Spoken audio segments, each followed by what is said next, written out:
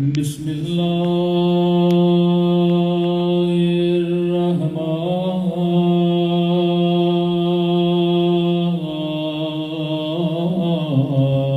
الرحیم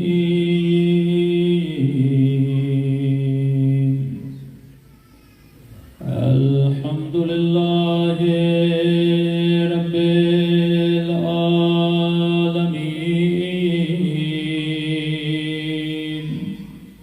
الحمد للہ کما هو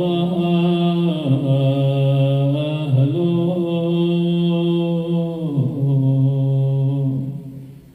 الصلاة والسلام على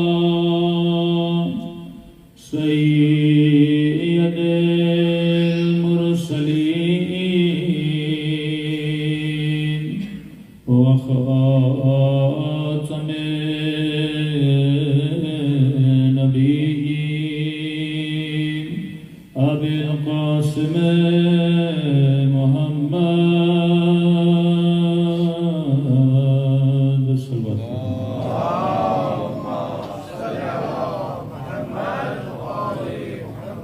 وعلى آله الطيبين الطاهرين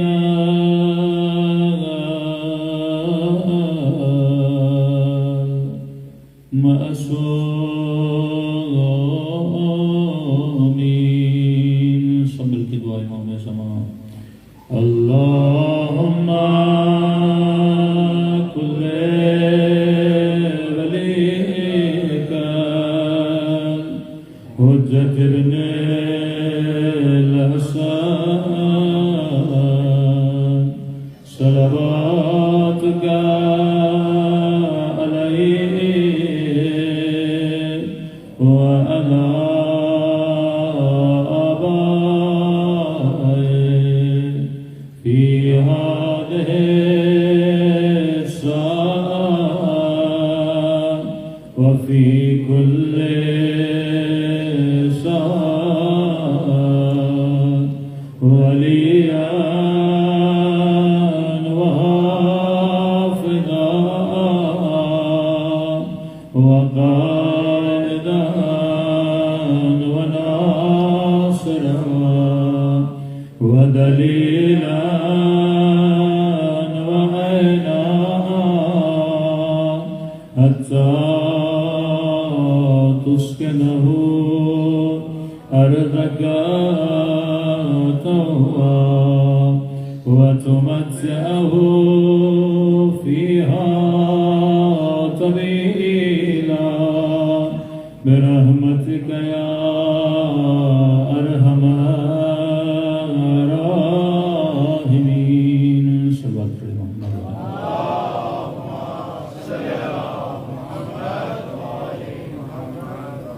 بسم اللہ الرحمن الرحیم رب اشرح لي صدری ويسر لي امری واحلل عقدۃ من لسانی يفقهوا قولی اما بعد فقد قال سبحانه وتعالى في محكم كتابه بسم الله الرحمن الرحیم وما خلقت الجن والانس الا ليعبدون صلوات پڑھے محمد وعلی محمد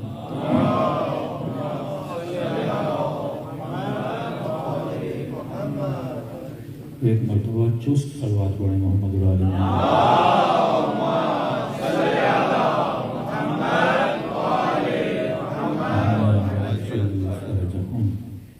دعا ہے پروردگار عالم ہم سب کی عبادتوں کو اپنی بارگاہ میں قبول فرمائے اور جس مقصد زندگی کی خاطر یہ مجالس رکھی جاتی ہیں خدا ان مقاصد میں بھی ہم سب کو کامیابی نصیب فرما دیں۔ کل آپ کی خدمت میں عرض کیا کہ انسان زندگی میں جو بھی کام کرتا ہے اس کا ریزن محبت ہوتی ہے۔ یہ جنگ، یہ لڑائیاں، یہ تکودو، یہ سب چیز محبت کی خاطر ہے۔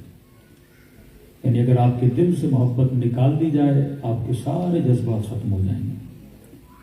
9 مہینہ ایک ماں اپنے بچے کو شکم میں رکھتی ہے، یعنی 5 منٹ سوچ کے بتائیے کہ یہ بچہ پیدا ہونے تک پیدا ہونے کے بعد 16-17 سال ہونے تک یہ اپنی ماں کو کیا دیتا ہے؟ کچھ بھی نہیں. 9 مہینہ تکلیف دیتا ہے. پیدا ہوتا ہے کہ نارمل ڈلیوری ہو تو حد سے زیادہ تکلیف دیتا ہے. پیدا ہونے کے بعد اظہار بھوک کرتا ہے. ماں اپنے سینے سے دودھ پلاتی ہے. اس کے بعد اس کی گندگی کو صاف کرتی ہے. پوری رات اس بچے کے لیے جاگتی ہے.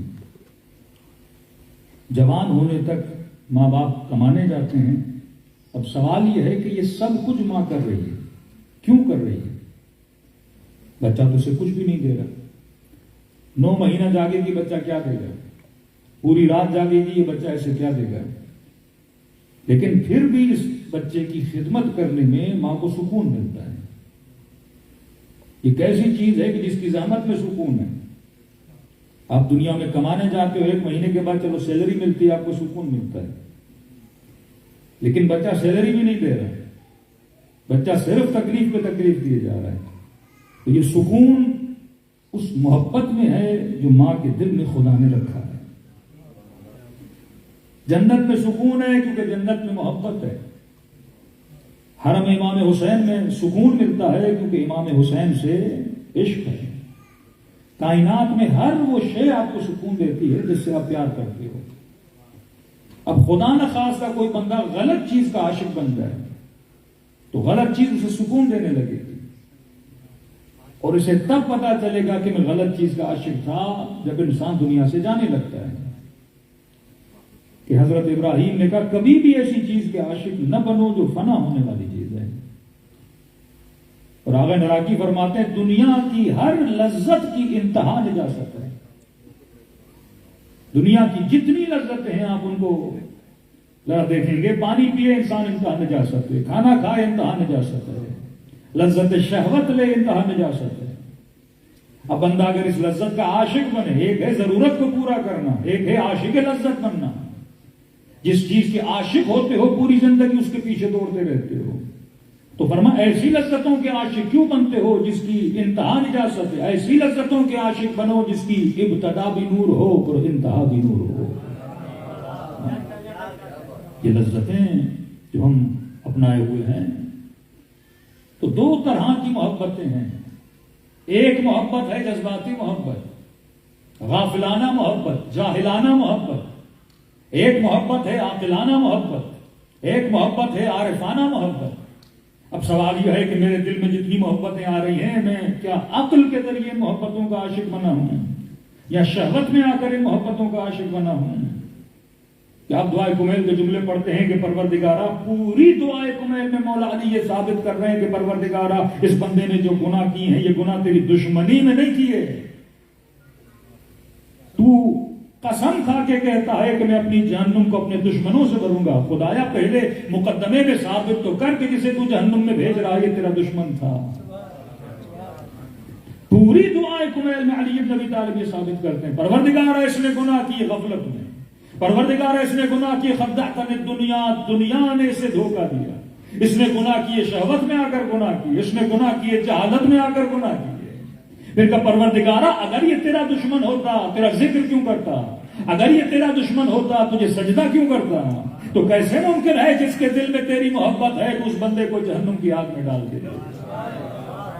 یہ تقاضا محبت کے خلاف ہے. محبوب کبھی بھی اپنے محب کو جلنے نہیں دیتا. تو نے خود کہا تو اپنے بندوں سے پیار کرتا ہے.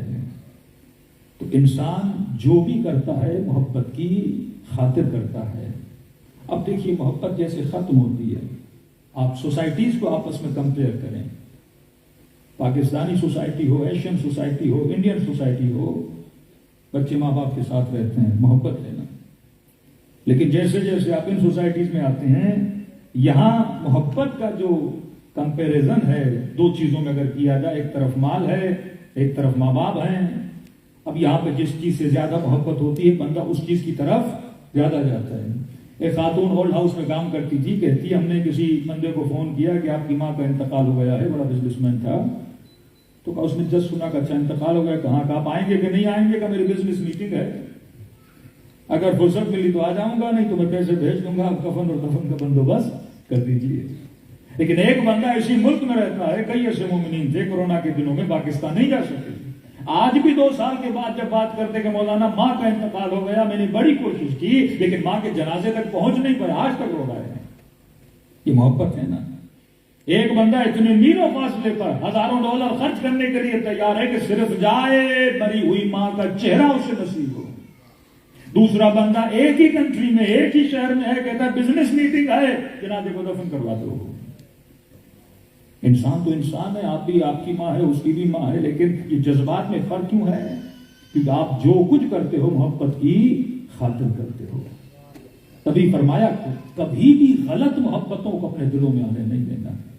میں اشارہ کر رہا ہوں جو کل نہیں تھے بعض افراد۔ اب یہ نظام طاغوت اور نظام ولایت، 2 نظام ہیں، 2 سسٹم ہیں۔ نظام ولایت یعنی الہی نظام، الہی سسٹم، الہی سویلائزیشن۔ نظام طاغوت شیطانی سویلائزیشن، شیطانی نظام۔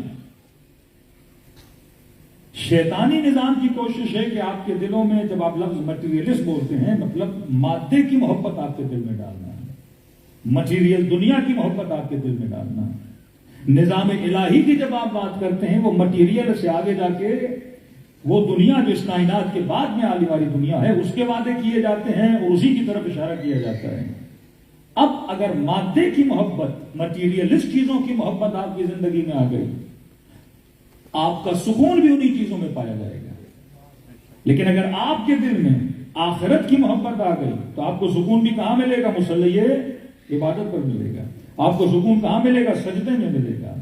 امام حسین سے پوچھا گیا کہ مولا، لذت دنیا اور لذت آخرت میں فرق ہے، کیسے پتا چلے کہ مثلا یہ لذت دنیا کی لذت ہے، یہ لذت آخرت کی لذت ہے؟ مجھے پانی پینے کے بعد بھی لذت ملتی ہے، کھانا کھانے کے بعد بھی لذت ملتی ہے، مجھے نماز پڑھنے کے بعد بھی لذت ملتی ہے۔ اب میں ڈیفائن کیسے کر پاؤں کہ فرق کیا ہے، کہ یہ لذت دنیا کی لذت ہے، یہ لذت جسمانی لذت ہے، یہ لذت روحانی لذت ہے؟ تو اتنا پیارا جملہ میرے آقا حسین نے فرمایا جو کھانا کھا کر مزہ لے، جو کھانا کھا کر مزہ لے، یہ سمجھ لے ابھی تک حیوانی لذت میں مبتلا ہے۔ جو کھانا کھا کر مزہ لے، یعنی اگر آپ نے بریانی کھائی، آپ نے روٹی کھائی، آپ نے باربیکیو کھایا اور اس کے بعد آپ کو لذت مل رہی ہے، اور بندہ کہے یہ لذت انسانی لذت ہے، کم نہیں، یہ لذت حیوانی لذت ہے۔ بکری بھی گھاس کھا کے مزہ لیتی ہے، شیر بھی ہرن کا گوشت کھا کے مزہ لیتا ہے، یہ لذت حیوانی لذت ہے۔ کہ مولا روحانی لذت کیا ہے؟ فرمایا جسے کھانا کھا کر مزہ آئے، یہ سمجھ لے ابھی تک مقام حیوان پر کھڑا ہوا ہے، اور جسے کھانا کھلا کر مزہ آئے،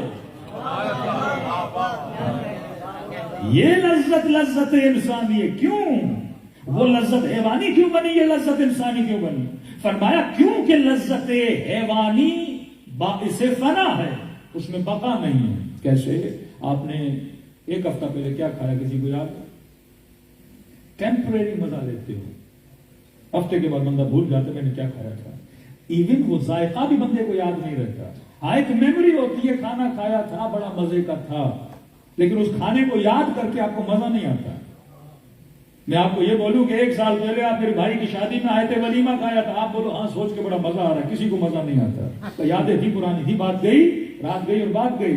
لیکن مولا فرماتے جس کو کھانا کھلا کر مزہ آئے، زندگی میں کبھی کسی یتیم کو کپڑے پہنائے ہوں، زندگی میں کبھی کسی غریب بھوکے کا پیٹ بھرا ہو، کہ روڈ سے جا رہے ہو، روڈ کے کنارے پہ ایک بندہ مثلا 2 دن سے 3 دن سے کھانا نہیں کھایا، بلب رہا، اب وہ انسان ہو یا حیوان ہو، تم نے ایک تڑپتے ہوئے بھوکے یا پیاسے کتے کو بھی دیکھ لیا، اگر تم نے اسے پانی پلایا، پانی اسے پلاؤ گے، لذت تجھے ملے گی، کھانا اسے کھلاؤ گے، لذت تمہیں ملے گی۔ اب 10 سال کے بعد بھی سوچو گے کہ میں نے کسی غریب کو کھانا کھلایا تھا، تجھے وہی لذت محسوس ہوگی، کیونکہ روحانی لذت کو خدا بقا دیتا ہے، کیونکہ روح باقی ہے۔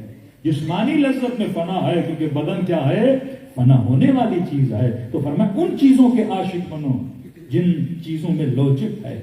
تو اگر آپ اپنی نسلوں کو یہ سکھا دیں کہ بیٹا تجھے ہر چیز سے محبت نہیں کرنی، اب آپ کہیں گے مولانا عاقلانہ محبت کیا ہوتی ہے؟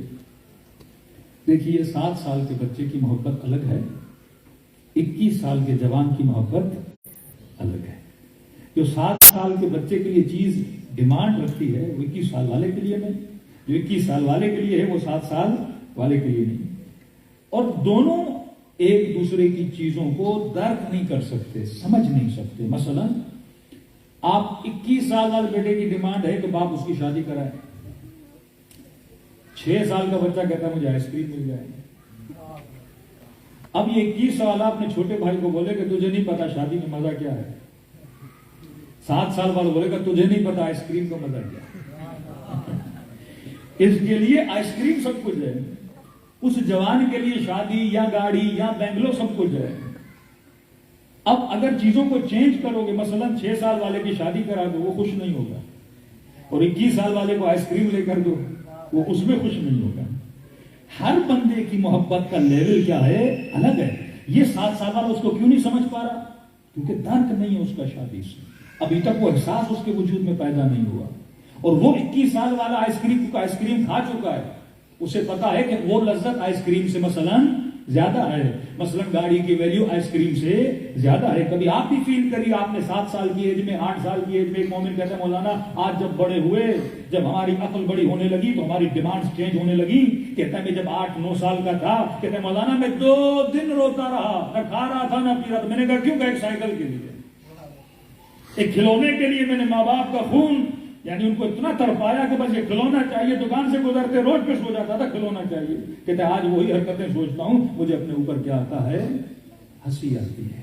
مولانا فرماتے بالکل اسی طرح جب یہ بندہ قبر میں لٹایا جائے گا نا، اسے اپنی حرکتوں پہ ہنسی آتی کہ کن چیزوں کے پیچھے دیوانہ تھا، کن چیزوں کے پیچھے اپنی دنیا کو تباہ کر رہا تھا. ہر چیز کو فنا ہے. اے انسان تیری قیمت زیادہ ہے تو خود کو بازو فرماتے ہیں.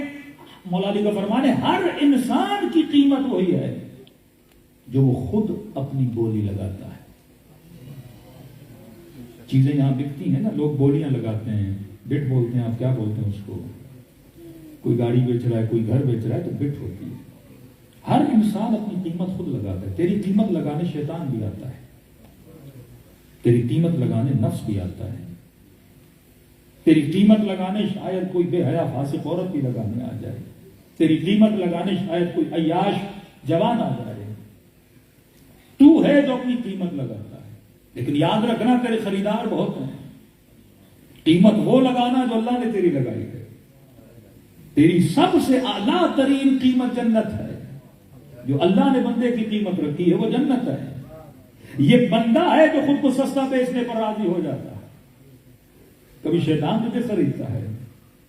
تیری قیمت یہ ہے کہ تیرا خریدار حسین بن علی ہے. تیری قیمت یہ ہے کہ علی تیرا خریدار ہے. شب ہجرت موت کے بستر پر علی نے خود کو سستا نہیں بیچا. اللہ کی رضا کی خاطر علی شب ہجرت موت کے بستر پر سو گئے نا. کربلا کے میدان میں مولا حسین نے خود کو سستا نہیں بیچا. اللہ کی دربار میں رضاً بالرضا و تسلیما لامر لا معبود سواک. اے خدا حسین تیری رضا پہ راضی ہے کیونکہ تیرے علاوہ کوئی معبود نہیں ہے. کیونکہ کوئی معبود نہیں ہے حسین تیرے سامنے سر میں تسلیم کرنے کے لیے تیار ہے. یہ سر تیرے بیرے کے سامنے نہیں جھکے گا. لا تعبدوا الشیطان انہ لکم عدو مبین. کبھی شیطان کے سامنے سر نہ جھکانا اور شیطان کی عبادت نہ کرنا. یہ تیرا کھلم کھلا دشمن ہے. یہ پہچان ہونی چاہیے کہ میں خود کو کتنے میں بیچ رہا ہوں.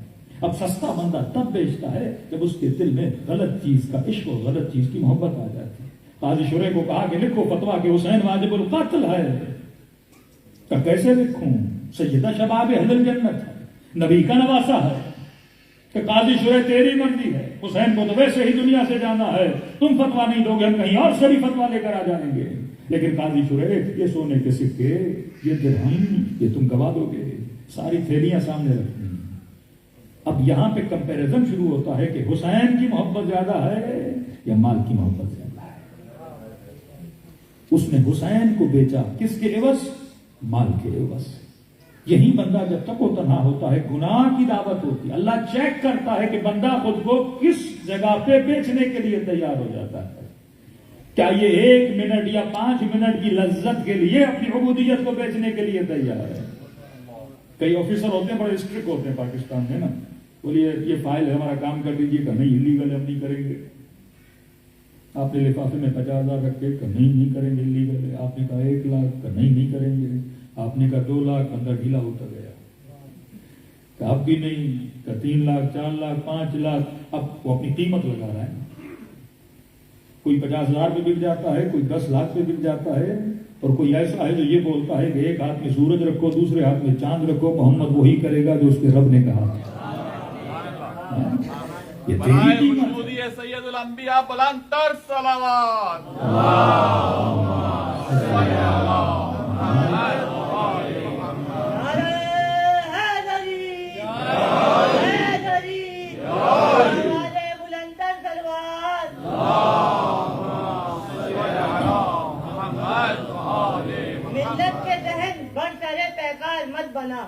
ملت کے ذہن بڑھ چلے پیکار مت بنا، فکر بشر کے پھول کو تلوار مت بنا، فکر بشر کے پھول کو تلوار مت بنا، مت سے مرتضیٰ کے ملنگانے حیدر، سلمان رہنے دے ہمیں مختار نہ بنا.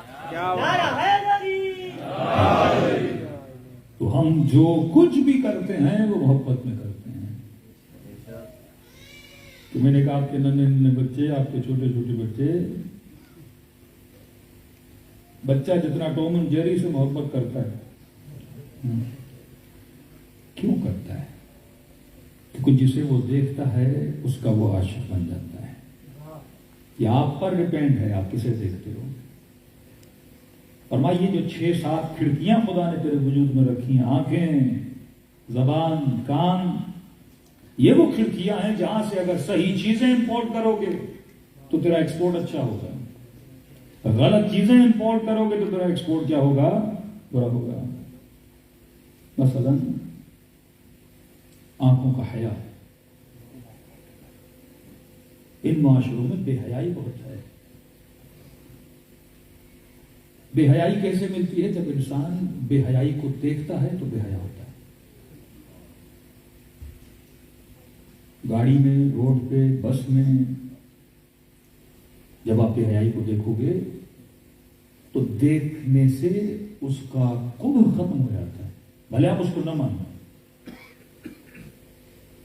چند گناہ ہیں جن کا ذکر ممبر سے بیان کرنا بھی گناہ ہے. اللہ اتنا سخت ہے چیزوں میں. چند ایسے گناہ ممبر کا ذکر بھی نہیں کر سکتے، یعنی آپ کسی کو نقل کرو گے تو نقل گناہ بھی وہ گناہ ہے.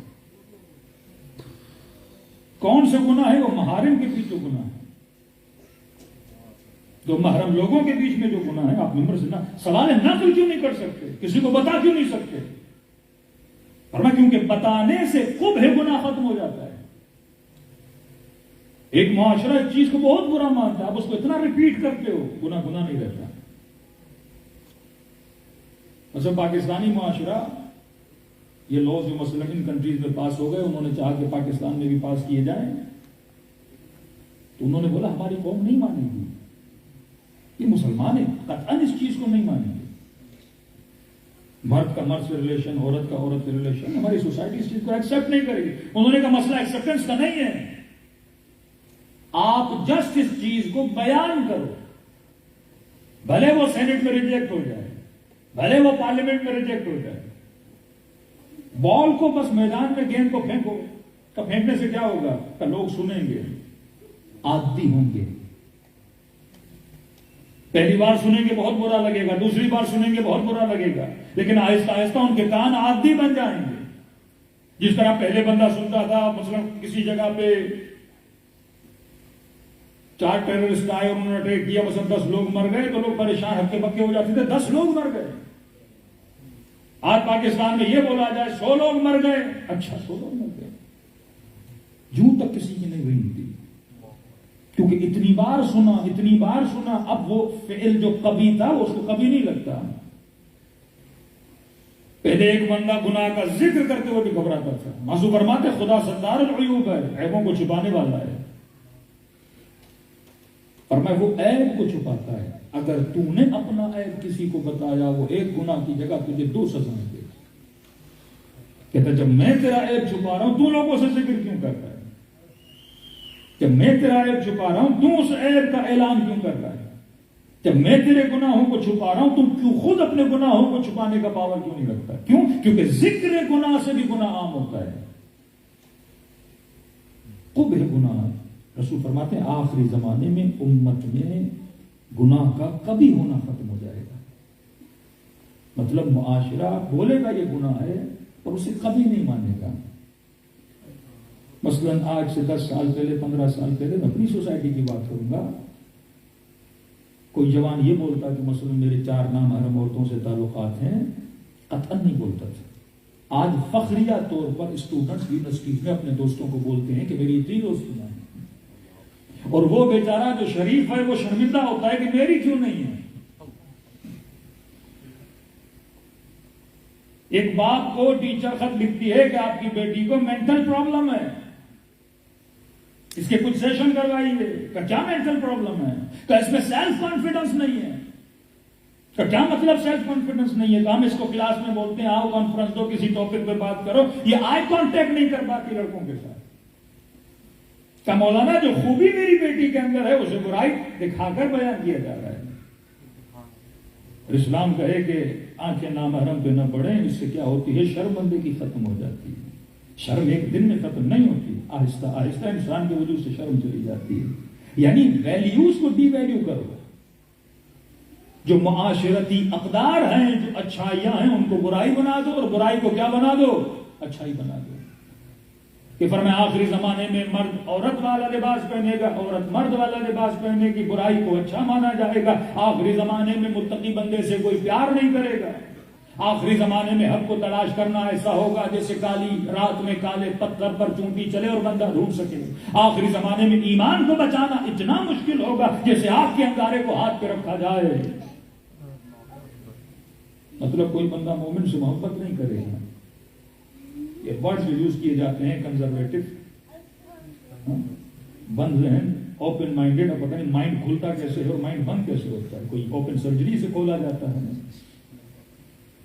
انسان کے جب تک ایکشنز عقلانی نہ ہو، اسلام کہتا ہے جو بھی کرو اس سے نہ تیرے جسم کو نقصان ہونا چاہیے نہ تیری روح کو نقصان ہونا چاہیے. لیکن اس پوری باڈی کو اگر کوئی چیز کنٹرول کرتی ہے تو محبت کنٹرول کرتی ہے.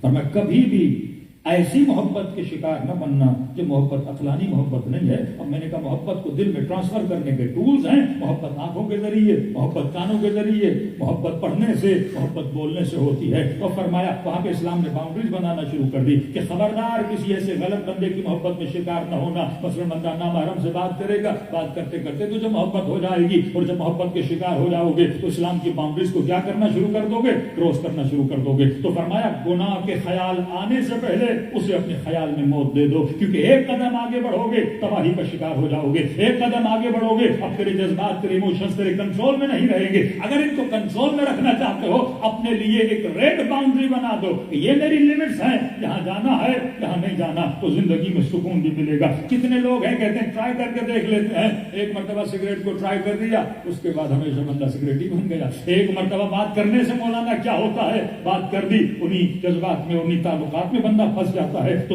خود کو پھنسانے والا ہے. جب تو اللہ کی باتوں پہ عمل نہیں کرتا، وہ خدا جس نے تیرے بدن کو بنایا، وہ خدا جو تیرا کریٹر ہے، وہ خدا جو تیرے جذبات اور ایموشنز کو جانتا ہے، اگر تو اس کی بتائی ہوئی باتوں پہ عمل نہیں کرے گا تو خسرت دنیا والآخرت، دنیا بھی تباہ ہو جائے گی، آخرت بھی تباہ ہو جائے گی. لیکن اگر اس کی کہی ہوئی باتوں پہ عمل کرے گا تو بندے کے لیے فرق نہیں ہے. بندہ فرش پہ بیٹھا ہے، کرسی پہ بیٹھا ہے، بستر پہ سو رہا ہے، کہیں پر بھی ہو لیکن اس کے وجود میں سکون پایا جاتا ہے. صلوات پڑھے محمد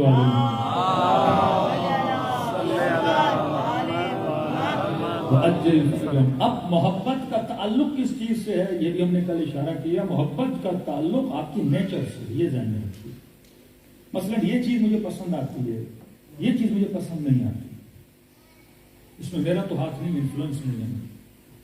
کوئی اچھا لگتا ہے کوئی نہیں لگتا. یہ ڈیپینڈ کرتا ہے اس کوڈنگ سے جو خدا نے ہر انسان کی کی، جسے ہم نیچر بولتے ہیں، جسے ہم فطرت بولتے ہیں. کہ ہم نے کہا سخی ہر کسی کو اچھا لگتا ہے، کنجوس کسی کو اچھا نہیں لگتا، ظالم سے ہر بندہ نفرت کرتا ہے. ہیومینٹی جو بولتے ہیں، ہیومینٹی کیا ہے؟ کیونکہ سب انسانوں کی نیچر ایک ہے. پلورلزم کیوں بنا؟ کیونکہ سارے انسانوں کی نیچر ایک ہے. یعنی سب کی نیچر میں خدا پرستی ہے. کوئی بھی کائنات میں ایسا انسان نہیں ہے جو خدا پرست نہ ہو، کوئی بھی نہیں ہے. آپ کہیں مولانا پھر ایتھیسٹ، وہ بھی کسی نہ کسی خدا کو مانتے ہیں. یہ نہیں ہو سکتا کوئی کسی خدا کو. کسی کا خدا پیسہ ہے، کسی کا خدا بدھ ہے، کسی کا خدا سورج ہے، کسی کا خدا اس کا شوہر ہے، کسی کا خدا اس کا بچہ ہے.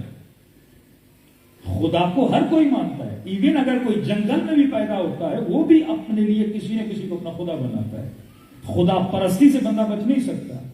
شیطان کا کمال یہ ہے کہ شیطان اس کے بجائے کہ اس کو صحیح خدا دکھائے اسے غلط خدا دکھاتا ہے. شیطان غلط رول ماڈل بناتا ہے، شیطان غلط امام بناتا ہے، شیطان آپ کی ڈائریکشنز کو بدلتا ہے. تبھی فرمایا اہدنا الصراط المستقیم، اللہ کی ڈائریکشن کیا ہے؟ سیدھی ہے. اب یہ تجھے کب سمجھ میں آئے گا کہ رائٹ کیا ہے رانگ کیا ہے؟ جب تو اپنی فکر کو استعمال کرے گا، جب تو اپنی عقل کو استعمال کرے گا، جب تو کیلکولیشنز کرے گا، 2+2 کرے گا. کہ ابراہیم نے کہا کہ سورج میرا خدا نہیں ہو سکتا، یہ دن کو ہے پر رات کو نہیں. چاند میرا خدا نہیں ہو سکتا، یہ کچھ دن میں نظر آتا ہے پھر غائب ہو جاتا ہے. ستارے میرے خدا نہیں ہو سکتے، راتوں کو ہے دن کو نظر نہیں آتے. خدا تو وہ ہے جو ہمیشہ ہر جگہ موجود ہو. تو لوجیکل حضرت ابراہیم ڈیبیٹ کرنے لگے. کیسے ممکن ہے سورج میرا خدا بنے؟ کیسے ممکن ہے چاند میرا خدا بنے؟ کیسے ممکن ہے آگ میرا خدا بنے؟ آج آگ ہے اس کو بجھا دیتے ہیں پھر آگ رہتی نہیں ہے. تو جب تک فکر نہیں کرو گے تب تک حقیقت تک نہیں پہنچو گے. اور ہر چیز آپ کی نیچر میں ملی ہوئی ہے. اب میں نے کہا نیچر کے اگینسٹ تو وہ نہیں کر سکتے، ہر چیز نیچر میں. ہاں بائی ٹائم نیچر کو مس کیا جاتا ہے. سب کی نیچر ہے. مرد عورت کی طرف اٹریکٹ ہوتا ہے، عورت مرد کی طرف اٹریکٹ ہوتی ہے. یہ نیچر ہے. اب اللہ نے نیچر تو بنائی ہے اور اس نیچر میں باؤنڈریز بنا دی. کہ باؤنڈریز نہ ہو تو جنگل کا قانون بن جائے. آدمی روڈ پہ چل رہا ہے، کوئی کسی کی بہن ہے، کوئی کسی کی بیوی ہے. اب ہو سکتا ہے کوئی چہرہ تجھے پسند نہ جائے لیکن لمٹس میں ہونا کہ بندہ کسے پسند کرے اور کسے پسند نہ کرے. بھوک اللہ نے دی ہے، اب باؤنڈریز بنائے گا کہ پیٹ کو جب بھوک لگے ان باؤنڈریز میں رہتے ہوئے چیزوں کو کھانا. یہ چیز کھانا، یہ چیز نہیں کھانا، یہ چیز فائدہ مند ہے، یہ چیز کیا نقصان دہ ہے. اب کسی بھی کنٹری میں چلے جائیں وہ ڈاکٹر بھی آپ کے لیے باؤنڈریز بناتے ہیں جب آپ بیمار ہوتے ہیں. بھائی یہ چیز کھانا، یہ چیز نہیں کھانا کیونکہ اس چیز کے کھانے سے تیری باڈی کو نقصان ہوگا. اللہ کی باؤنڈریز بدن کے لیے بھی ہیں، روح کے لیے بھی ہیں. کل میں نے کہا کہ ہر وہ چیز جو خدا نے حرام کی ہے آپ چیلنج کریں کہ اس کو میڈیکلی آپ حلال کر کے پروف کریں. کوئی بھی ایسی چیز ہو جس کو اللہ نے حرام قرار دیا میڈیکلی اسے حلال ثابت کریں. ہر وہ چیز جسے خدا نے حرام کیا میڈیکلی اسے حلال ثابت کریں. جتنے بھی اللہ نے قوانین بنائے ہیں یا جو حیوان اللہ نے حلال قرار دیے ہیں وہ انسان کی باڈی کے لیے بینیفیشری، انسان کو فائدہ دیتے ہیں. ہر وہ چیز جو خدا نے حرام قرار دی، میں نے کل صرف شراب کی مثال دی تھی، تو وہ انسان کے توازن، انسان کے عقل، انسان کا ڈیسیجن پاور ختم ہو جاتا ہے. انسان کی کڈنیز فیل ہو جاتی ہیں. کتنی بیماریاں یہاں پر کڈنی فیلئر کی. انسان اپنا توازن کھو لیتا ہے. اللہ چاہتا ہے انسان میں نے تجھے عزت دی ہے تو عزت اور وقار کے ساتھ رہے. تو بھوک اس نے دی، پھر باؤنڈریز بنائی کہ میں نے کیا کھانا ہے کیا نہیں کھانا. شہوت اس نے دی لیکن باؤنڈری بنائی کہ تو حیوان نہیں ہے، جہاں چاہے اپنی شہوت کو پورا کرے، جس منظر کو چاہے دیکھے، جس آواز کو چاہے سنے. نہیں، تو نے اپنے وجود میں توازن کو پیدا کرنا ہے. تو شریعت در اصل انسان کو باؤنڈری کے اندر کھیلنے کی اجازت دیتی ہے. آپ ایک فٹ بال بھی کھیلتے ہو اس کی باؤنڈری ہوتی ہے، آپ کرکٹ بھی کھیلتے ہو اس کی باؤنڈری ہوتی ہے. اب تو نے کائنات میں آ کے کھیلنا ہے تو اللہ کے باؤنڈری نہیں بنائے، اور باؤنڈریز نہیں ہوگی تو معاشرہ ہرج اور مرج کا شکار ہو جائے گا. مثلاً ایک عورت کسی کی بیوی ہے، خدا نخواستہ علیاذ باللہ ثم علیاذ باللہ، وہ کسی اور مرد کے پیچھے چلی جاتی ہے. جب باؤنڈری کو کراس کرے گی تو جس کے ساتھ اس کا تعلق اسے بھی ہرٹ کرے گی، اس کے ایموشنز کو بھی مارے گی، ایک پورے فیملی سسٹم کو تباہ کرے گی، برباد کرے گی. اس کی بربادی سے پوری سوسائٹی میں کیا پیدا ہوگا؟ انارکی پیدا ہو جائے گی. تبھی خدا نے سخت سزا کیوں ہوتی ہے؟ تاکہ انسان کو باؤنڈری میں رکھا جائے. آپ فٹ بال بھی کھیلتے ہیں، فٹ بالر دوسری فٹ بالر کو مثلاً کک مار دیتا ہے تو یا یلو کارڈ دیا جاتا ہے، ریڈ کیوں کارڈ دیا جاتا ہے؟ کیونکہ تو نے باؤنڈریز کو کراس کیا. خدا بھی اسی طرح باؤنڈری بناتا ہے. سزا اور جزا اسی لیے ہے تاکہ معاشرے میں ایکوالٹی پیدا ہو، معاشرے میں استحکام پیدا ہو، معاشرے میں ہر جو مرد نہ ہو، قتل و غارت نہ ہو.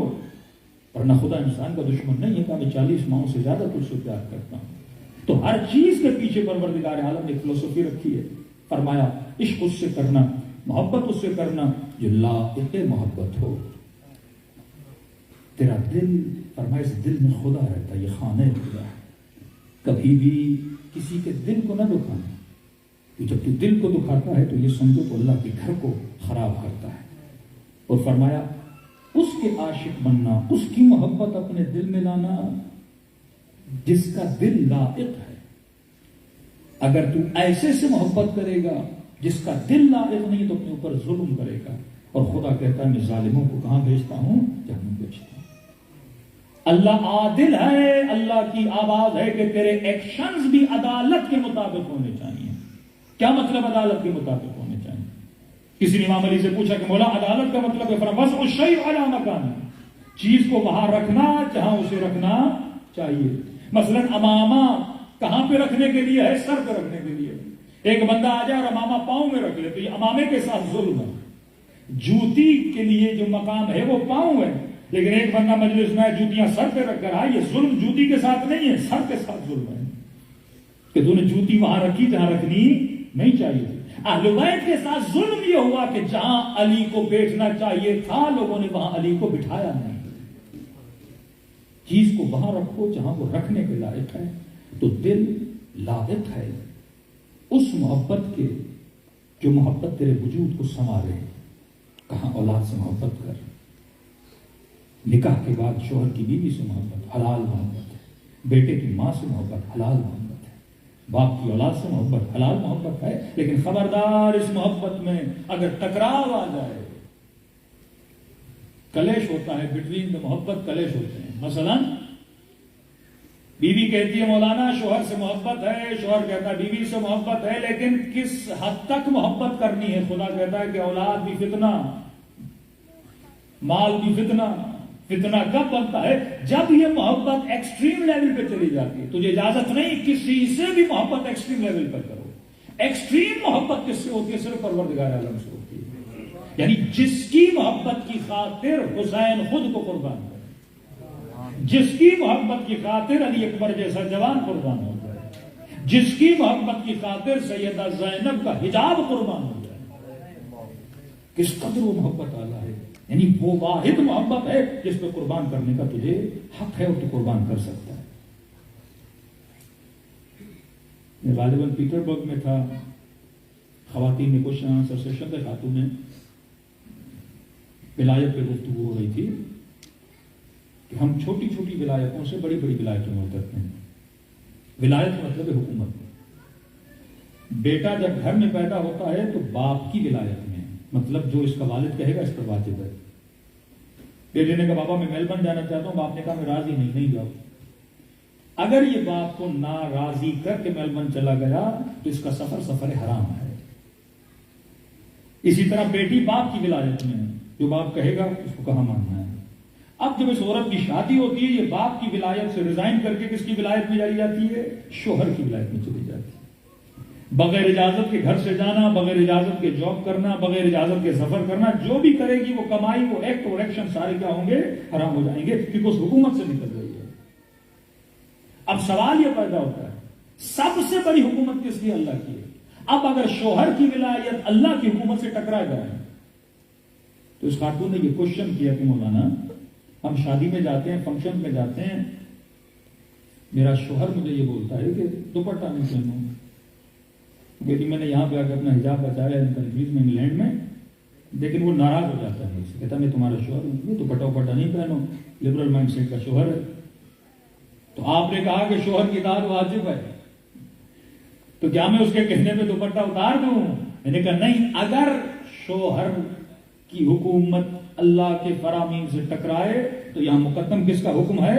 پروردگار عالم کا حکم ہے. مثلا ایک باپ نشائی ہے، بیٹے کو کہے جا کر میرے لیے مثلا الکوہل لے کر آ جاؤ یا کوئی نشے والی چیز لے کر آ جاؤ، پھر مولانا کیا باپ کا دل رکھوں لے کر آ جاؤں؟ نہیں، یہ ٹکراتی ہے کس کی حکومت سے؟ اللہ کی حکومت سے. یہاں مقدم کس کا حکم ہے؟ اللہ کا حکم ہے.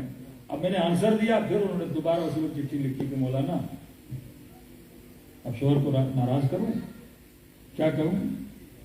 کبھی دھمکیاں دیتا ہے طلاق کی، کبھی ڈانٹنے کی باتیں کرتا ہے. میں نے کہا عورتیں بھی بڑی تیز ہے، جب حق لینے کی بات آتی ہے فوراً پولیس کو فون چلا جاتا ہے. میں نے کہا یہاں اس قانون سے فائدہ لو پولیس والے سے. یہ قوانین جو مردوں کی حکومت کو گھروں میں ختم کر دیتے ہیں، ان کو یہاں فائدہ لو نا۔ نظام طاغوت میں یہ تو کم از کم اس کو پازیٹیو وے میں تو یوز کرو، نیگیٹو وے میں تو ہر کوئی یوز کر رہا ہے۔ پازیٹیو وے کا وہ کیسے؟ تو سیدھی بات ہے، آپ کو تو پتا ہے ایک فون جانے سے کیا ہوتا ہے۔ میں نے کہا یہاں اس کو بول دو، اگر اگلی بار تمہیں مجبور کیا حجاب کے لیے تو پولیس والوں کو ایک ہفتے کے بعد میسج آ کے مولانا میرا شور بڑا شریف بن گیا ہے، اب کچھ نہیں بولتا ہے۔ پولیس کا ڈر ہے پر خدا کا ڈر نہیں ہے، خوف خدا نہیں ہے۔ تو ولایت جب اللہ کی ولایت میں ٹکرا جائے، وہ ماں کی ہو، وہ باپ کی ہو، وہ اولاد کی ہو، لیکن بدتمیزی نہیں کر سکتے، بے احترامی نہیں کر سکتے۔ وَلَا تَقُولُوا لَهُمَا اُفٍّ، تو بابا اللہ نے منع کی یہ چیز میں نہیں لا سکتا آپ کے لیے۔ بیوی شوہر کو ادب و احترام سے کہے اسلام میں یہ چیز منع ہے، میں نہیں کر سکتی، لیکن بہترانی کی حد تک نہ جائے، اپنا فیصلہ اسے سنا دے۔ ہاں میں ہر وہ کام کروں گی جو پروردگار عالم نے کہا ہے، اس کی ولایت کے اندر ہے۔ تو امید ہے کہ اس محبت کے چیپٹر کو آپ سمجھ گئے ہوں گے کہ میں نے کہا کہ کارٹونز کے ذریعے، فلموں کے ذریعے فیک محبتیں دلوں میں ڈالی جاتی ہیں۔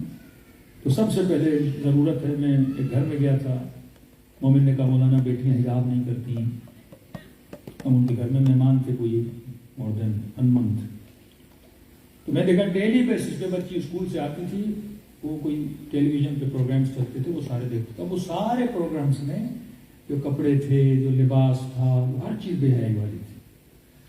تو میں نے رات کو ان کو بولا، میں نے کہا آپ کی بیٹی جو دیکھتی ہے وہی کرتی ہے۔ کہ ایک مسلمان کہتا ہے، میں ٹرین میں سفر کر رہا تھا کہ انگریز خاتون کے ساتھ اس کی چھوٹی بچی بیٹھی ہوئی تھی، انگریز خاتون اخبار پڑھ رہی تھی، اس کی بیٹی بھی ایک چھوٹا سا بک لے کے وہ پڑھ رہی تھی۔ کہتا بڑے غور سے دیکھنے لگا، ہمارے بچے سب کچھ کرنے کے بعد بھی کچھ نہیں کرتے، ہاں دھونس دو، دھمکی دو، ڈراؤ، کان کھجائی کرو، پھر بھی نہیں سنتے۔ یہ کیسے کہ انگریز کی بچی ماں پڑھ رہی ہے وہ بھی پڑھ رہی ہے۔ کہتا میں نے اس خاتون سے پوچھا کہ آپ نے ایسا کیا کیا اپنی بیٹی کے ساتھ؟ اس نے کہا بچے سنتے نہیں، بچے دیکھتے ہیں۔ یہ ایج ہوتی ہے نا 1 to 7، کیوں کا بادشاہ ہے، آپ ڈانٹو گے بچہ ضدی بنے گا، جبر کرو گے بچہ ضدی بنے گا۔ 7 to 14 اس پہ تھوڑی سختی کرو، 14 to 18 اس سے مشورہ ایڈوائز لیا کرو تاکہ اس کے اندر کریٹیوٹی پیدا ہو جائے۔ بچے دیکھتے ہیں۔ اب آپ نے ایسا غلط کارٹون لگا دیا، ایسی فلمز لگا دی، آپ کی توجہ نہیں۔ کئی ایسے والدین میں نے دیکھے ہیں، بزی ہوتے ہیں، بچہ تنگ کرتا ہے، کوئی CD کوئی مووی لگا دیتے ہیں جان چھڑانے کے لیے، یہ 2 گھنٹہ دیکھتا رہے، ہمیں تنگ نہ کرے۔ تو فرمایا ہر وہ چیز جو تم دیکھتے ہو۔ اب میں یہاں کے باتھ رومز میں بھی جا رہا ہوں، بڑے بڑے آئینے لگے ہوئے ہیں، اب بندہ نہائے گا، مکروہ ہے کہ انسان خود کو بھی بغیر لباس کے ساتھ، کراہت شدید ہے۔ اب وہ بے حیائی اپنے بدن کی کیوں نہ ہو، انسان دیکھتا ہے تو انسان کی آنکھوں میں کیا آتی ہے؟ بے حیائی آتی ہے، چھوٹی چھوٹی بتیاں جاتی ہیں۔ تو ان چیزوں کو ہم احتیاط نہیں کرتے۔ اسلام میں ہسبینڈ اینڈ وائف کا بیڈ روم بھی کیسا ہونا چاہیے وہ بھی ڈکلیئرڈ ہے۔ کہ میں آپ کی لینگویج میں سمجھانا چاہوں، ہسبینڈ اینڈ وائف کا بیڈ روم ساؤنڈ پروف ہونا چاہیے۔ حدیث پڑھی آپ، اتنی سخت روایات ہیں۔ وہاں سے معصوم نے کہا کہ جذبہ زنا، جذبہ گناہ، جذبہ بدکاری بچپن سے اولاد کے ذہن میں پیدا ہوتا ہے۔ یہ جو دیکھے گا اس کو امیجن کرے گا، یہ جو سنے گا اس کو امیجن کرے گا۔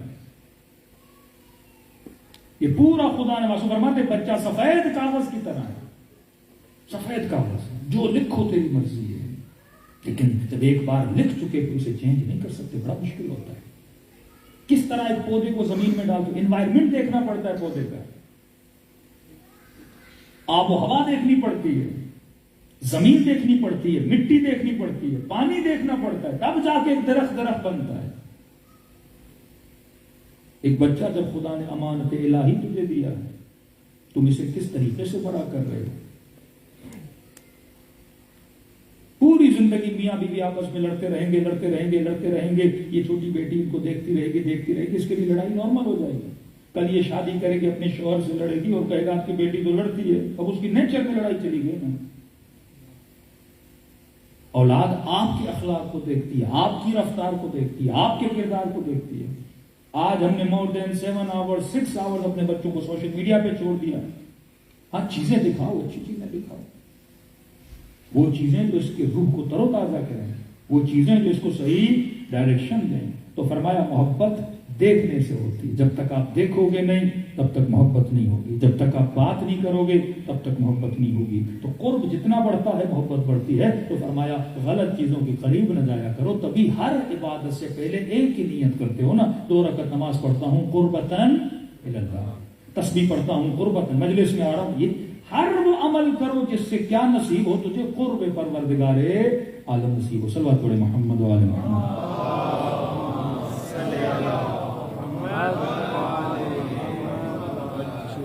ایک قدم ہم اور آگے بڑھتے ہیں کہ فرمایا من عرف نفسہ فقد عرف ربہ، جس نے خود کو پہچانا اس نے خدا کو پہچانا. مولا فرماتے ہیں تزعم، تو یہ سمجھتا ہے کہ تو چھوٹی چیز ہے، وفیک عالم الاکبر، بلکہ تیرے اندر اللہ نے بہت بڑی کائنات کو سمایا ہوا ہے. بڑی سے بڑی کائنات آپ کا اپنا وجود ہے. اگر آپ اپنے وجود پہ غور کرنے لگے، واللہ تھوڑا خود کو ایجوکیٹ کریں، کسی بھی سوسائٹی میں اگر صحیح طریقے سے اپنی اولاد کو آپ سمجھائیں گے، ان کے سارے کوشچنس کے آنسر آپ دے سکتے ہیں. اور جب ایک بار انسان میں پختگی آ جاتی ہے، وہ 10 لوگوں کو راہ ہدایت دلانے کی صلاحیت رکھتا ہے. سب سے پہلے خود سے سوال کریے کہ یہی کوشچن اپنے بچوں کی طرف ٹرانسفر کریے کہ فرمایا جس نے خود کو پہچانا. ایک تو آپ سمجھ گئے محبت، انسان چلتا ہے محبت، حیوان ہو انسان ہو، ہماری حرکتیں ایکشنز محبت میں. ایک مثلا گدھا ہو، گھوڑا ہو یا شیر کو جنگل سے نکال کے سرکس میں لایا جاتا ہے، بھوکھا رکھا جاتا ہے، گوشت کی محبت میں سے سب کچھ کروایا جاتا ہے. 3 دن عرب کیا کرتے ہیں؟ کتوں کو بھوکھا رکھتے ہیں، 1 ہفتہ ان کو بھوکھا رکھتے ہیں. پھر ان کا جب ریس کرواتے ہیں تو ایک ہرن کو گاڑی سے باندھتے ہیں، وہ گاڑی اسپیڈ سے چلاتے ہیں، کتے اس گاڑی کے پیچھے دوڑتے ہیں. اب کتوں کو نہیں پتا ہوتا کہ وہ ریس نہیں دے رہے ہوتے، وہ ہرن کے پیچھے دوڑ رہے ہوتے ہیں، کیونکہ بھوک ہے نا. اب بھوک نے ہرن کی محبت پیدا کی. اب یہ سارے ریس لگائے، آپ کو لگ رہا ہے کہ یہ ریس نہیں ہے، وہ کس کے پیچھے ہیں؟ ہرن کے پیچھے. اسی طرح لقمے ہمارے سامنے شیطان رکھتا ہے، ریس کرواتا ہے ہمارے بیچ میں، دوڑاتا ہے ہمیں. یہ جتنے جذبات ہیں سارے محبت کی وجہ سے. اب میں نے دیکھنا ہے کہ میں جس چیز کے پیچھے دوڑ رہا ہوں، یہ جس ریس میں میں لگا ہوا ہوں، کہاں تک پہنچائے گی یہ ریس مجھے. اور یہ کب پتا چلے گا؟ جب آپ اپنے وجود کو پہچاننے کی صلاحیت پیدا کریں گے. اب ایک ہی کوشچن ہے، اس پہ گھر جا کے سوچیے گا کہ امام زین العابدین فرماتے ہیں کہ مجلس میں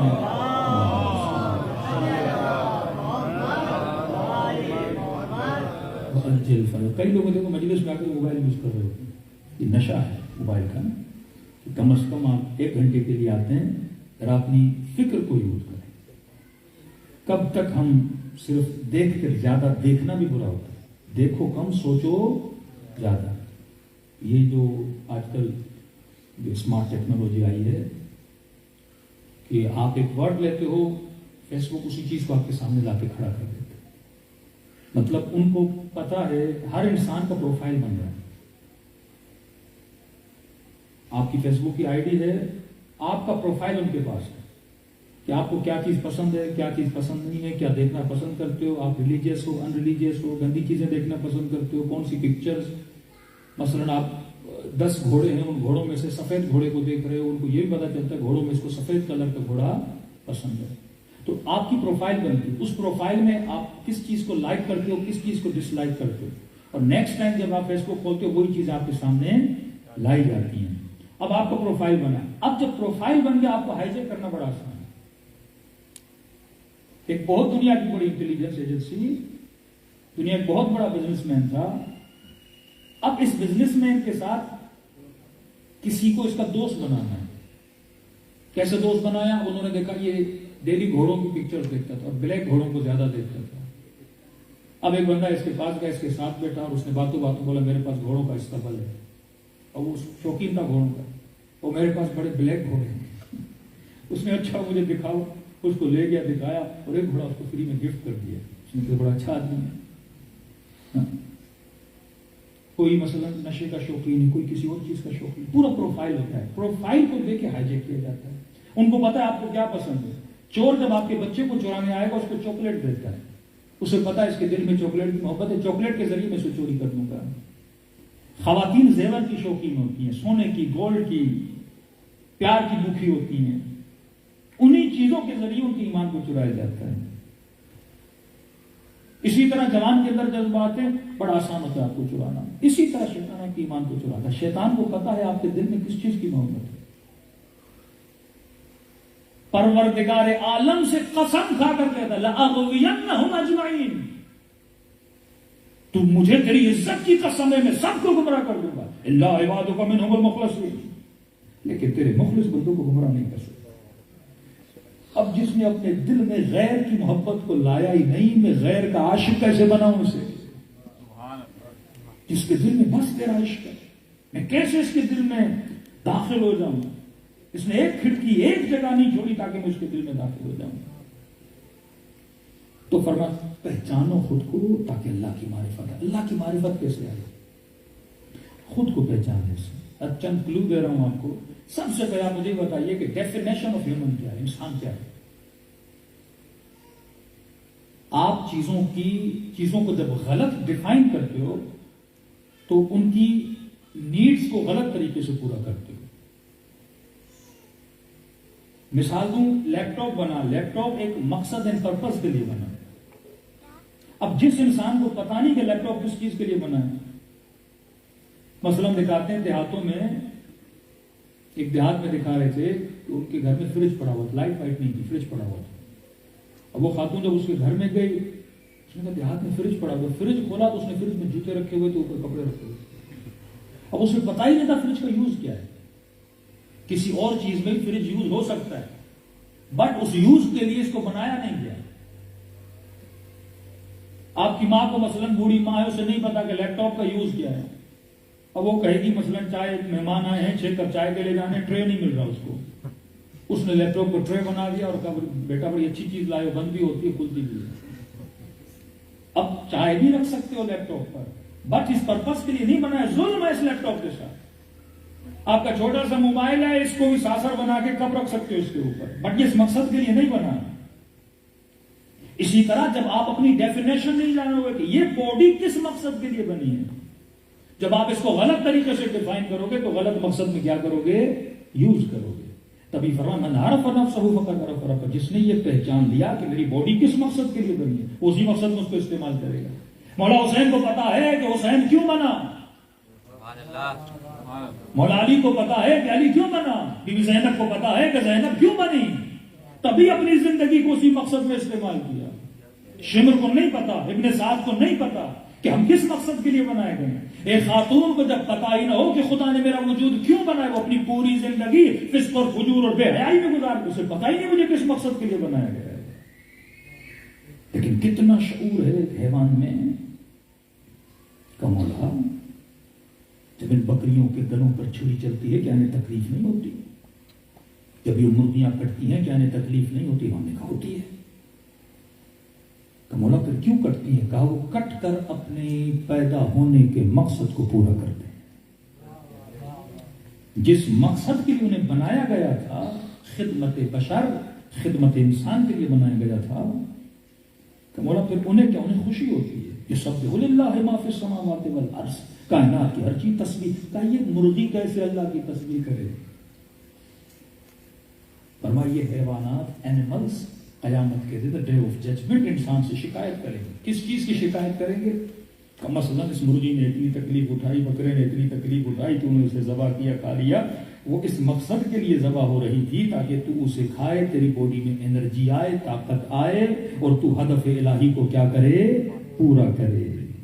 جب وہ تیرے پیٹ میں جائے گا، اس سے وٹامنز بنیں گے، بلڈ بنے گا، اور تجھے طاقت ملے گی، تو صبح کی نماز پڑھے گا، اس حیوان کو کیا ملے گی؟ راحت ملے گی، اس نے اپنے مقصد کو پورا کیا۔ اب کسی نے اللہ کی نعمتوں کو کھا کر مقصد خلقت کو پورا نہ کیا تو یہ حیوان قیامت کے دن اللہ سے کیا کرے گا؟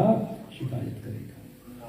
پھر سخت جملے فرمائے کہ اگر کسی نے ساری نعمتیں کھا کر ہدف خلقت کو پورا نہ کیا، جتنی بار ان کو کھایا اور جو تکلیفیں ان کو ہوئی وہی تکلیف خدا انسان کو چکھائے گا۔ فری میں تو کھا رہا تھا، فری میں ایک اینیمل کو تو ذبح کر رہا تھا، فری میں ایک حیوان کو تکلیف دے رہا تھا۔ یہ تکلیف اس لیے تھی تاکہ تو مقصد کو پورا کرے۔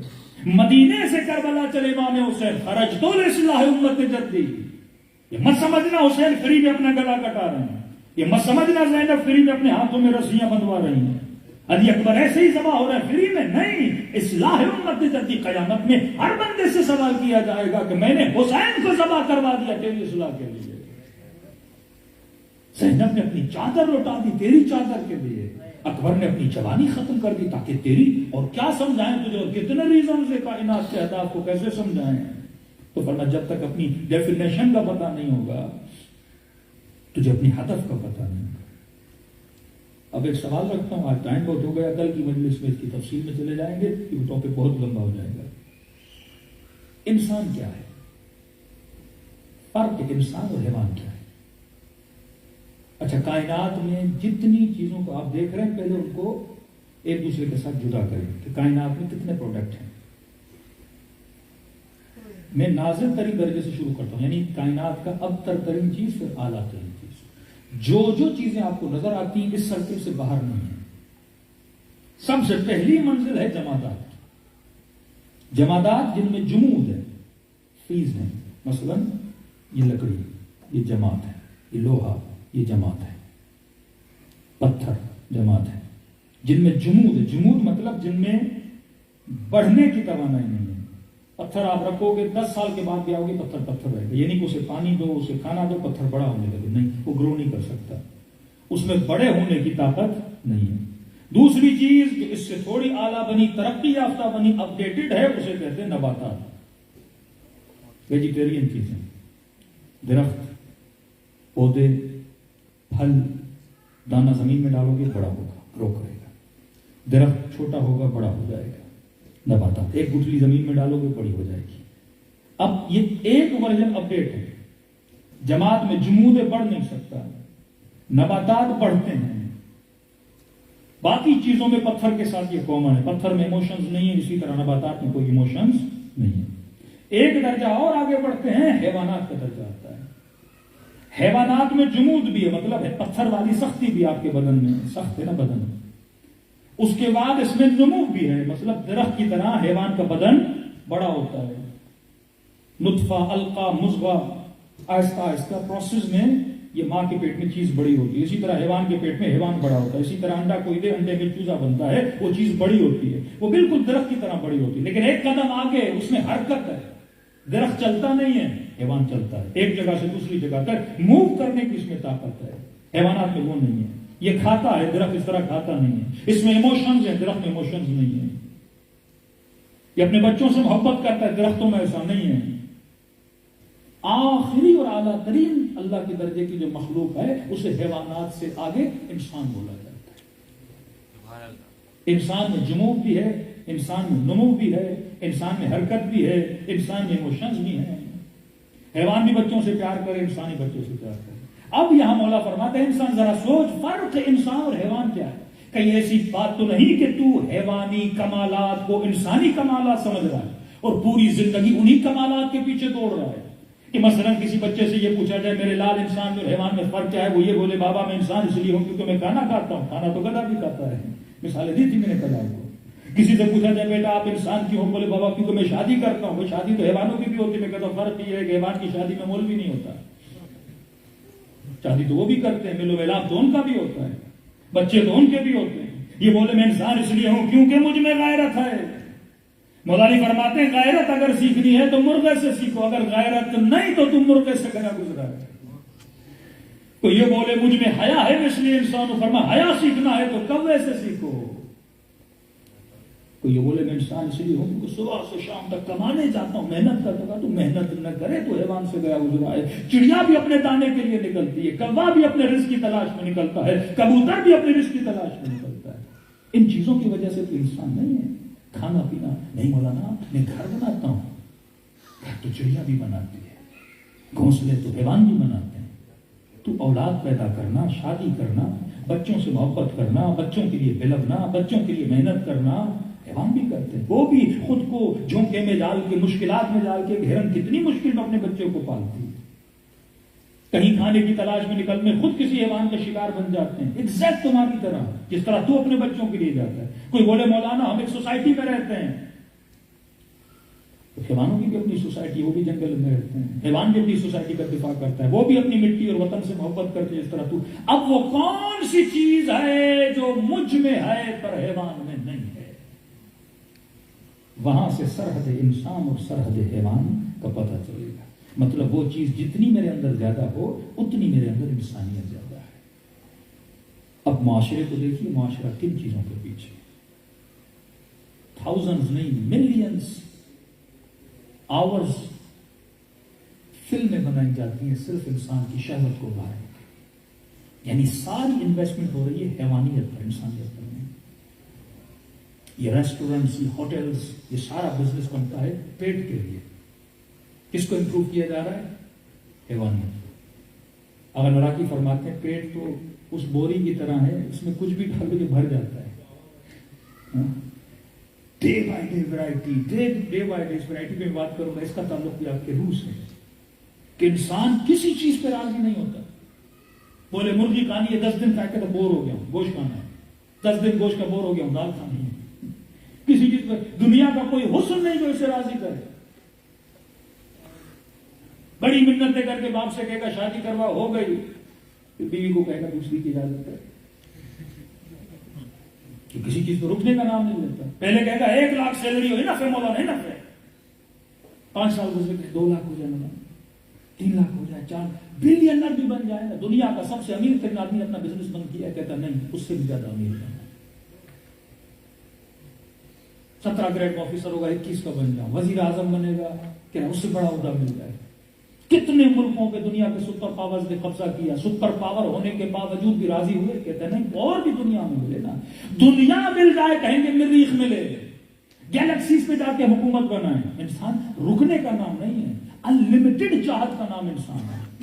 اسے پتا بھی ہے 70 سال سے زیادہ زندگی جی نہیں سکتا، بٹ اندر ہی اندر میں امید رکھتا ہے کوئی ایسی دوا ملے جس سے میں ہمیشہ کے لیے زندہ رہوں، جسے آب حیات بولتے ہیں۔ یہ ڈیمانڈ کیوں کر رہا ہے؟ یہ ڈیمانڈ جائز ہے، کیونکہ انسان انلمیٹڈ ہے، جو انلمیٹڈ ہوتا ہے وہ انلمیٹڈ کی ڈیمانڈ کرتا ہے۔ لیکن یہ ڈیمانڈز کو کہاں پورا کرتا ہے؟ جسم جو غلطی کرتا ہے، انلمیٹڈ چاہت صرف مانگتا کس کے لیے؟ جسم کے لیے۔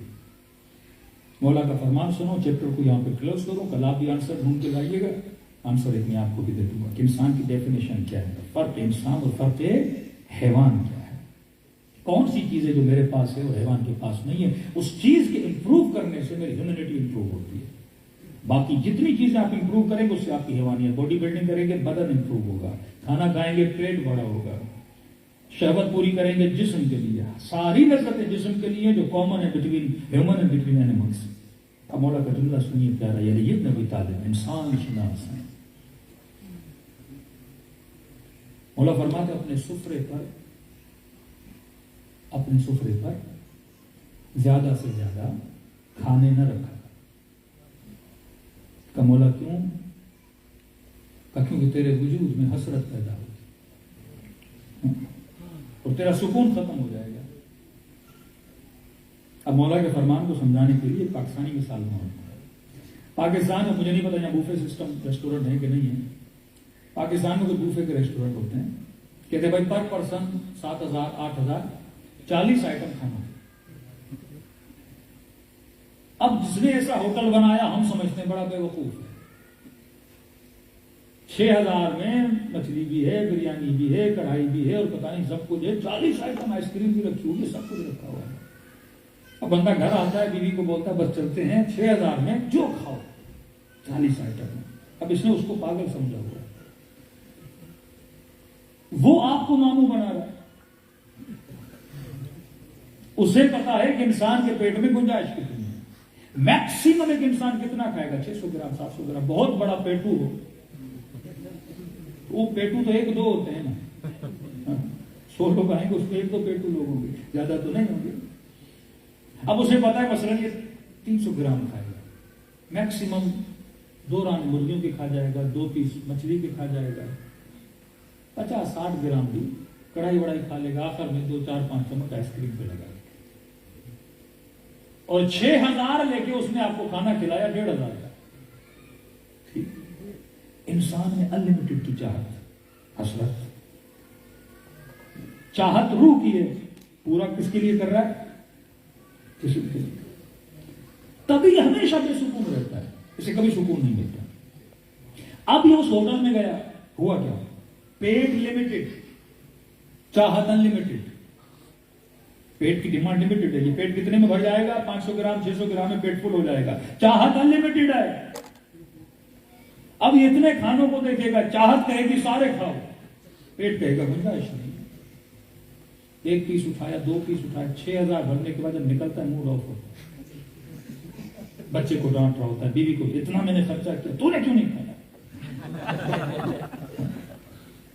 پھر اس کو ڈانٹ رہا ہوتا ہے، پھر خود کو پونس رہا ہوتا ہے، وہ چیز بھی تھی میں نے نہیں کھائی، پیٹ بھر گیا، وہ چیز بھی تھی میں نے نہیں کھائی، پیٹ بھر گیا۔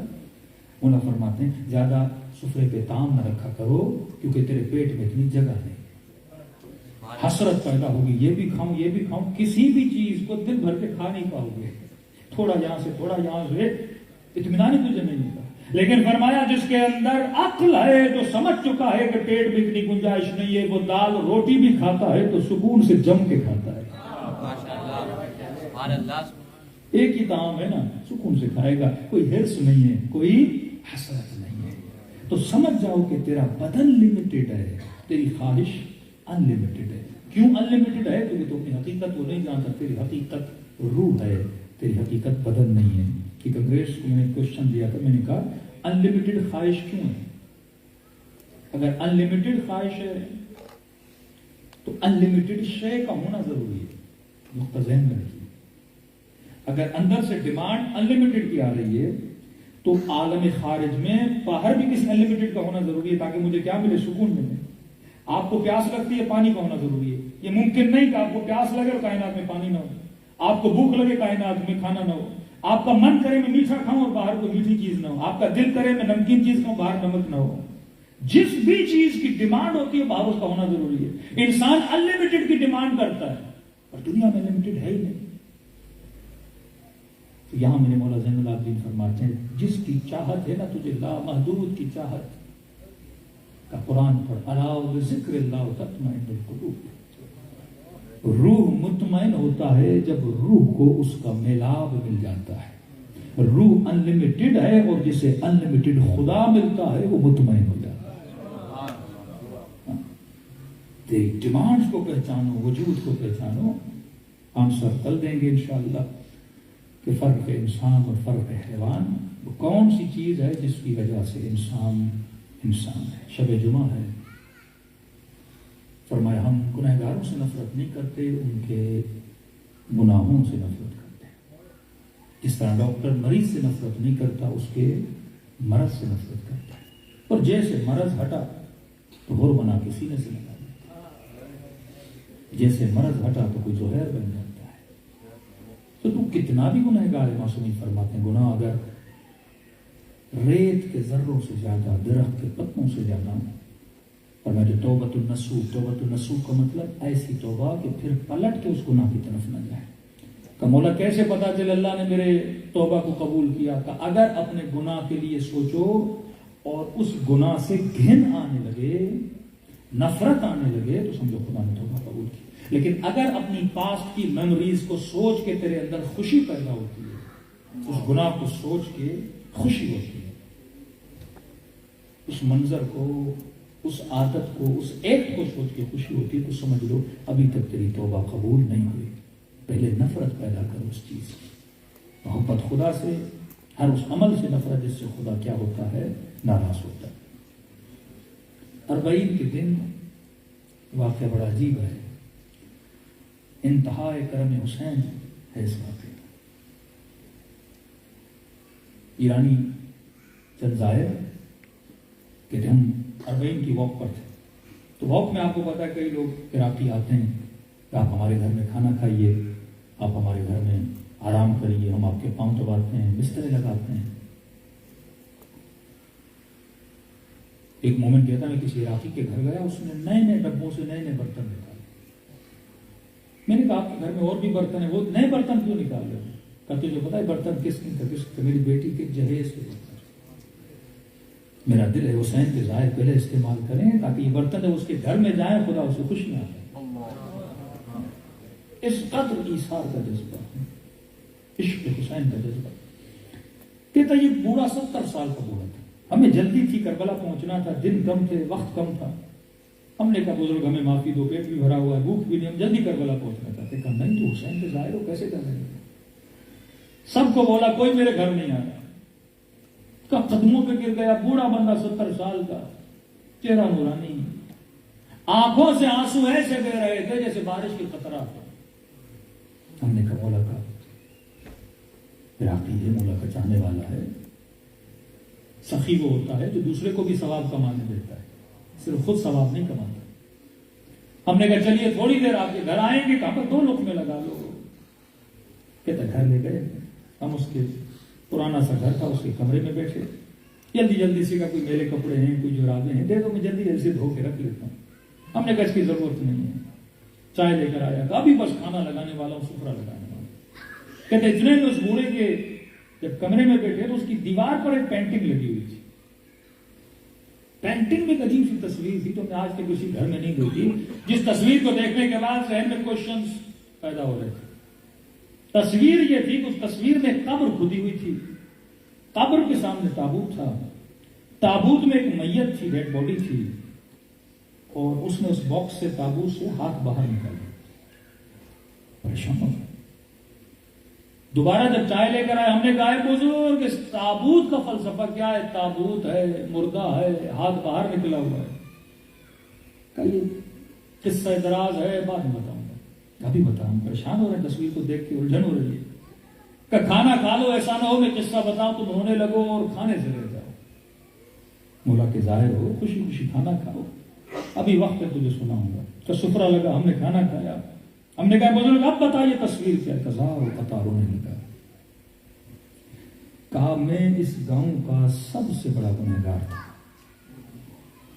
میں بتا نہیں سکتا، کوئی ایسی خطا نہیں، کوئی ایسا گناہ نہیں، کوئی ایسی برائی نہیں جو میرے زندگی میں انجام میں دی ہو. سارا گاؤں جانتا ہے کہ فاسق ترین یہ بندہ ہے.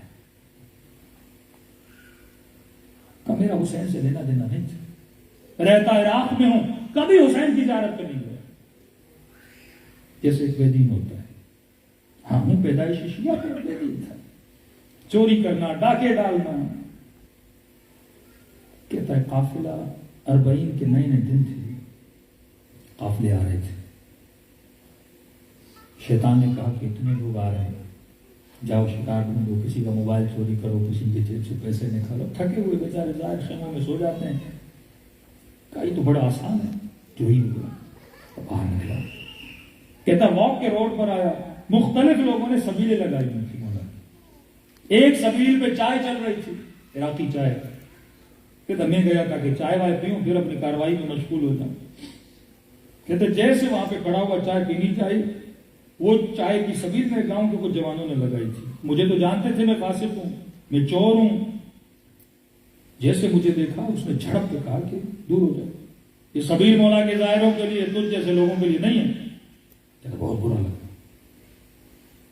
سر جھکایا آگے بڑھ کے، کوئی بات نہیں، دوسری جگہ پہ جا کے چائے پی لوں گا. ایک سبیل تھوڑی ہے، سینکڑوں سبیلیں لگی ہوئی ہیں. کہ اتنے میں قبیلے کا بزرگ بیٹھا تھا، اس نے دیکھا جو اس نے جملہ کیا. اس نے مجھے آواز دی اور کہا کہ تمہارے گاؤں کے اتنے جوان سبیل لگا رہے ہیں، تم حسین کی خدمت کے لیے کچھ نہیں کرو گے؟ یہ جتنے لوگ آ رہے ہیں مولا حسین کے مہمان ہیں، تم کچھ نہیں کرو گے؟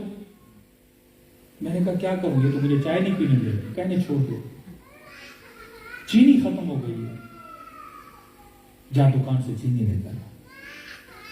میں نے کہا کوئی بات نہیں. کہتا میں پتہ نہیں کیوں چلا گیا، حسین کو جانتا نہیں، حسین کو مانتا نہیں. ایک مرتبہ آپ امام حسین کے لیے مجلس کرواتے ہو، نیت میں تو ہے نا مولا حسین کچھ دیں گے، آخرت سنورے گی، کسی عوض کے بدلے میں آپ سب کچھ کر رہے ہو. کہتا میری کوئی عقیدت نہیں تھی. دکان پہ گیا، 2 کلو چینی لی. واپسی جب آنے لگا تو انہوں نے چائے نہیں پینے دی. میں نے کہا پلائیں گے بھی تو نہیں پیوں گا، اس نے میری توہین کی ہے. دوسری سبیل لگی ہوئی تھی چائے کی، وہاں پہ میں نے چینی رکھی. میں نے کہا چائے یہاں پہ پیوں گا، پھر وہاں اس کو جا کے چینی دے کر آؤں گا. اب جیسے میں نے چینی رکھی اور چائے پینے لگا، یہ دوسری سبیل والا سمجھا میں چینی ان کے لیے لایا. کہ مولا کا کوئی ظاہر ہے، چینی لے کر آیا. چینی تو ہماری پہلے سے ختم ہو گئی. تو مجھے کہا آپ کا بڑا شکریہ، آپ چینی لے کر آئے. اب میں کیسے بولوں آپ کے لیے نہیں دی تھی، اگلی سبیل کے لیے دی. میں نے کہا کوئی بات نہیں، دوسری 2 کلو لے لوں گا. کہتا ہے چائے پی کے پھر دکان کی طرف روانہ ہو، 2 کلو چینی لی، دکان سے نکلا ہی طبیعت خراب ہوئی اور زمین پہ گر پڑا۔ چند ہی لمحوں میں دیکھتا ہوں کہ بدن زمین پر ہے اور روح بدن سے نکل چکی۔ کوئی بات سمجھ میں نہیں آ رہی، یقین نہیں آ رہا، پریشانی کے عالم میں بدن کس کا ہے اور یہ کون ہے جو میں خود اپنے بدن کو دیکھ رہا ہوں۔ دیکھا لوگ دوڑے دوڑے آئے، اٹھانے کی کوشش کی، کہا مر چکا ہے بندہ۔ کون ہے کون ہے؟ کچھ لوگوں نے پہچانا، گھر تک لے گئے، غسل دیا، کفن دیا۔ کا اتنا گنہگار تھا کہ میرے کندھے کو دینے کے لیے 4 لوگ بھی نہیں مل رہے تھے۔ ادھر ادھر سے لوگ ڈھونڈے اور مجھے جنازے کو کندھا دیا۔ اب تک سمجھ نہیں آ رہا کہ میں مر چکا ہوں۔ ایگزیکٹ اسی تصویر کی طرح قبر کھدی ہوئی تھی، تابوت میں جنازہ پڑا ہوا۔ عذاب کے 2 فرشتوں کو دیکھ رہا تھا، آنکھوں میں اتنا جاہ تھا، جلال تھا، غضب تھا کہ ان کا خوف میرے وجود پہ طاری ہو گیا۔ اب اسی پریشانی کے عالم میں تھا، اب یقین ہونے لگا کہ میں مر چکا ہوں، اور اسی خوف میں تھا بس قبر میں جاؤں گا اور عذاب الہی شروع ہو جائے گا۔ اب سوچ رہا تھا کہ بلاؤں تو کسے بلاؤں؟ کوئی نیکی تو ہے نہیں جس کا سہارا لوں کہ بولوں خدایا نماز کے سہارے، اس کے سہارے، اس کے سہارے، کچھ بھی نہیں۔ کیا اتنے میں دور سے کسی کو آتا ہوا دیکھا، اور جیسے وہ شخص آگے بڑھنے لگا، اتنے میں ملائک میری طرف بڑھ رہے تھے، وہ شخص ہماری طرف آ رہا تھا۔ محسوس ہی ہو رہا تھا کہ ملائک عذاب کرنے کے لیے میری طرف بڑھ رہے ہیں۔ جیسے ملائکوں کی نگاہ اس شخص پر پڑی، اس نے فوراً کہا کہ تم میرے دوست کو تنگ کیوں کر رہے ہو؟ کہ ابھی تک پہچان میں نہیں آئی یہ کون ہے جو مجھے اپنا دوست بول رہا ہے؟ کہ جب میں نے ملائکوں کا خضوع دیکھا، خشوع دیکھا، کہ جھک کر کہا السلام علیکم یا ابا عبداللہ۔ اب سمجھ میں آیا یہ حسین ابن علی ہے۔ شرم سے سر جھک گیا کہ حسین مجھے اپنا دوست کہہ رہے ہیں۔ کہ میں مبہوت تھا پریشانی کے عالم، اتنے میں ملائکوں نے مولا حسین سے کہا مولا یہ آپ کیا کہہ رہے ہیں؟ آپ کا دوست؟ یہ دیکھیں اس کا نام ہے عمار، اتنا گنہگار۔ مولا فرماتے اگر میرا دوست نہ ہوتا میری سبیل پہ 2 کلو چینی لے کر کے، ارے یہ تو حسین کو جانتا بھی نہیں ہے، بے غرض کہ مولا 2 کلو چینی، کیا کریں اس چینی کا مولا؟ پورا نام اعمال گناہوں سے بھرا ہوا ہے۔ کہ یہ جملے تھے حسین ابن علی کے، فرمایا 2 کلو چینی میں جتنے دانے تھے ہر دانے کے عوض اس کا ایک گناہ مٹا دو۔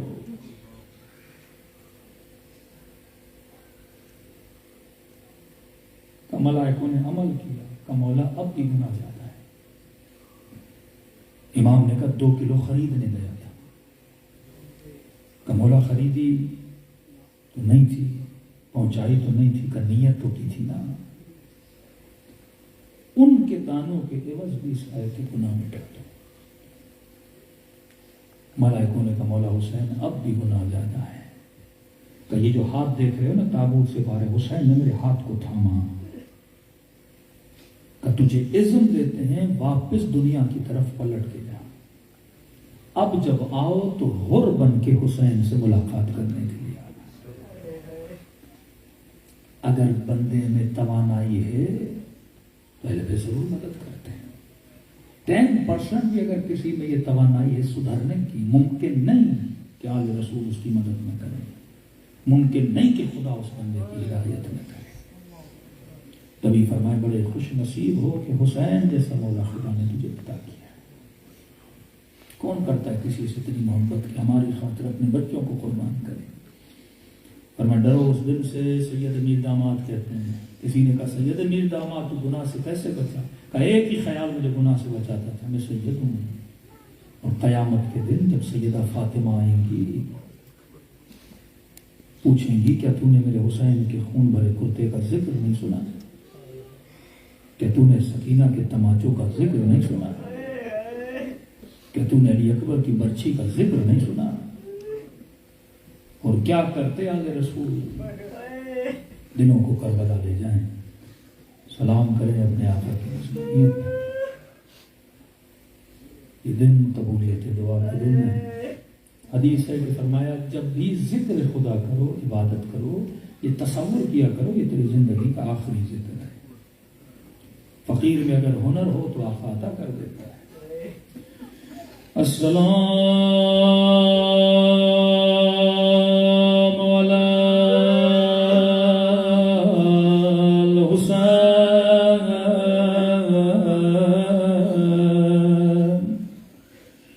وعلی علی ابن الحسین وعلی اولاد الحسین وعلی اصحاب الحسین، سب مل کے السلام علی الحسین وعلی علی ابن بلند آواز وعلی اولاد وعلی اصحاب خلوص دل سے سلام علی حسین وعلی علی ابن حسین وعلی اولاد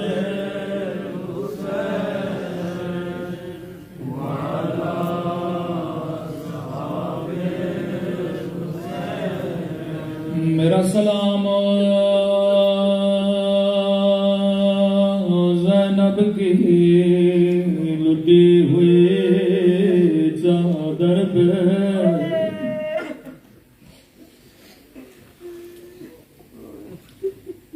اللہ آپ سب کو شام کی زیارت نصیب کرائے۔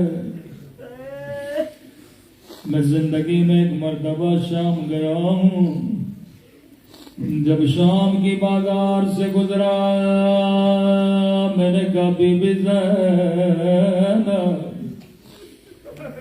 آج کا کوئی شریف بھی اس بازار سے نہیں گزر سکتا، مجھے نہیں پتا علی کی بیٹی شام کے بازار سے کیسے گزری ہوگی۔ اللہ جانے امام زین العابدین پہ کیا گزری، جو 40 سال خون روتے رہے۔ اکثر بی بی زینب فرماتی تھی زینب کو دکھ اس بات کا نہیں کہ زینب کو غیروں نے نہیں پہچانا، زینب کو دکھ اس بات کا ہے کہ زینب کو اپنوں نے نہیں پہچانا۔ میں کہوں گا بی بی اپنوں کا قصور نہیں ہے، اپنوں نے کبھی نہیں سوچا کہ کہاں زینب، کہاں شام کا بازار، کہاں زینب، کہاں کوفے کا بازار۔ 40 سال خون روتے رہے، جب بھی روتے تھے کہتے تھے اشام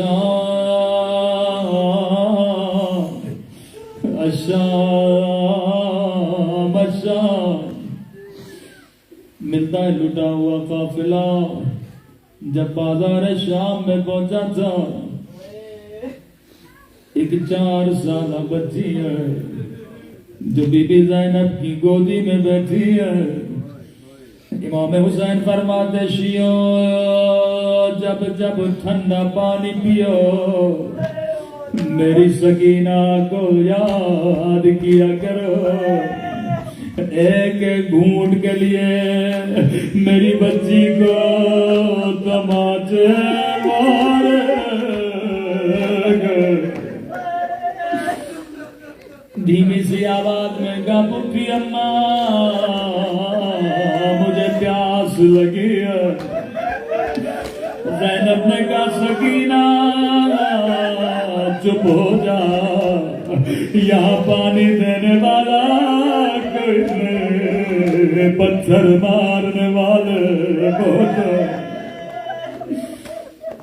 حسین کی یتیمہ بچی چپ ہو گئی. راوی کہتا ہے چھت پہ ایک مومنہ بیٹھی تھی جو یہ سارا منظر دیکھ رہے تھے.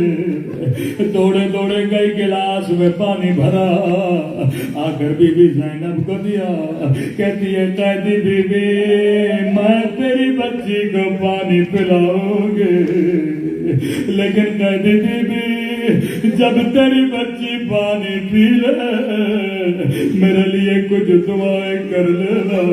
بی بی زینب نے کہا سب دیکھ رہے ہیں تو مجھے پانی پلانے کیوں آئی ہو. کہتی ہے قیدی بی بی میرے مولا کا فرمان ہے اللہ قیدیوں کی دعا رد نہیں کرتا. میری زندگی گزر گئے میں نے کبھی تجھ جیسے قیدی نہیں دیکھا. میں نے کبھی 4 سالہ قید نہیں دیکھے. ابھی پانی سکینہ کے ہاتھوں میں تھا. بی بی زینب نے کہا سکینہ پانی بعد میں پینا ہم سید ہیں کسی کا احسان نہیں اٹھاتے پہلے اس کے لیے دعا کرو. راوی کہتا ہے ابھی تک بچی کا چہرہ نیچے تھا. مومنہ نے بچی کو دیکھا نہیں تھا. جیسے بچی نے چہرہ اٹھایا دعا کے لیے ہاتھوں کو اٹھایا کہ پتہ کون سی دعا کروں. جیسے اس کی نگاہ زخمی کانوں پہ پڑ گئے زخمی رخساروں پہ پڑ گئے اپنی ساری دعائیں بھول گئے. کہتی ہے قیدی بی بی دعا کرو اللہ میری بچی کو تیری طرح یتیم نہ بنائے تیری طرح قیدی نہ بنائے. سکینہ نے دعا کے لیے ہاتھوں کو بلند کیا.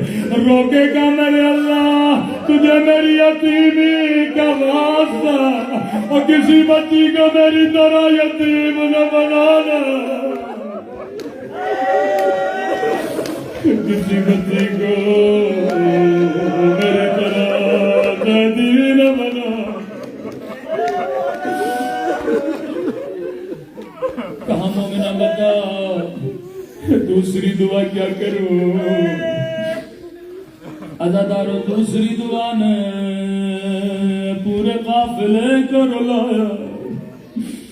کہتی ہے قیدی بی بی دعا کرو اللہ مجھے مدینہ بھیجے. اللہ کسی کو غربت میں وطن کا نام نہ سنائے. کاموں میں نہ مدینے جا کر کیا کرو گے. کہتی ہے قیدی بی بی مدینے میں میرے رسول کا روزہ زینب کو نانا کا روزہ یاد آیا. اگلے جملے نے زینب کا کلیجہ ہلایا. او قیدی بی بی مدینے میں میرا مولا حسین مدینے میں میرا آقا عباس. تیسرے جملے نے زینب کو ہلایا. او قیدی بی بی مدینے میں مجھے قرآن پڑھانے والی اور مجھے حجاب سکھانے والی میری آزادی زینب. مدینے میں میرے قرآن پڑھانے والے حجاب سکھانے والی میری بیوی رہتی ہے. بی بی زینب کو بڑا پیار آیا, کہنے لگی مومنہ تو نے حسین کا نام لیا, اللہ تجھ پہ رحمت کرے. تو نے عباس کا نام لیا, لیکن یہ تو بتا تیری بیوی کا نام کیا ہے؟ بتا کیا اپنی بیوی سے ناراض ہو, اس کا نام کیوں نہیں لیتی؟ کہتی ہے قیدی بیوی میری مجبوری سمجھو, میری مجال میں اپنی بیوی سے ناراض ہو جاؤں, لیکن قیدی بیوی میں بڑی مجبور ہوں, میں اپنی آقا دادی کا نام نہیں لے سکتی. کیوں نہیں لے سکتی؟ قیدی بیوی یہ بازار کا ماحول ہے, نامحرموں کا مجمع ہے. میری بیوی نام ہے علی کی بیٹی کا, میں اپنی بیوی کا نام نہیں لے سکتی. بی بی زینب کو بڑا پیار آیا کہ مومنہ اگر میں دعا کروں تیری دعا یہی قبول ہو تو کیا کہو گی؟ کہتی ہے قیدی بی بی کیا کہنا چاہتی ہو کہ اگر مدینے والی بازار میں نظر آ جائے تو کیا کہو گے؟ اتنا سنا تھا مومنہ کو جلال آیا, کہنے لگی قیدی بی بی اگر دعا نہیں کرنی نہ کر, لیکن میری بیوی کو بددعا تو نہ دے, اور میری بیوی حسین کی بہن کا نام ہے. اگلے جملے نے زینب کو جلال میں لایا, کہتی ہے قیدی بیوی میری بیوی تجھ جیسی قیدن نہیں کہ بازاروں میں آئے.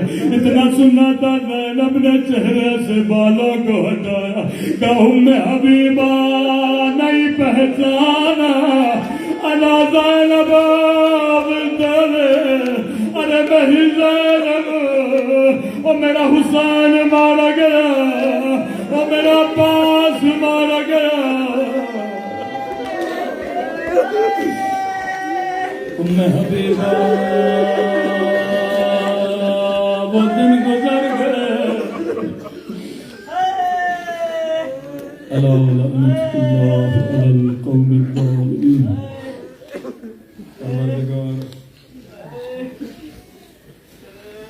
تجھے سیدہ زینب کی اسیری کا واسطہ, تجھے سیدانیوں کی چادروں کا واسطہ, ہماری ماؤں بہنوں کے حجاب کی حفاظت فرما, جوانوں کی غیرت کی حفاظت فرما, ہم سب کے صغیرہ کبیرہ گناہ معاف فرما, ہمارے والدین کے صغیرہ کبیرہ گناہ معاف فرما, ہمارے مولا اور آقا امام زمانہ کا ظہور فرما, ہم سب کو مولا کے آبان اور انصار میں شریک فرما.